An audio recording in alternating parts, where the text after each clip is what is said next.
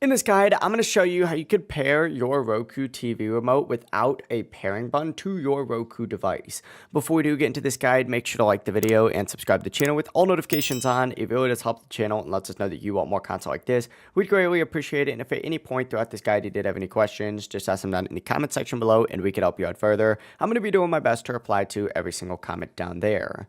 Begin by making sure your remote does have a fresh set of batteries. Without enough power, the pairing process just will not work properly. But from here, you need to enter in pairing mode. To do this, you could just press and hold down the home button and the back button on your remote together at the exact same time, and keep holding it down until the light up in the top corner of the remote starts flashing green. This means your remote has now entered in pairing mode, and after about, 10 to 15 seconds, check to see if your Roku remote actually responds on your Roku.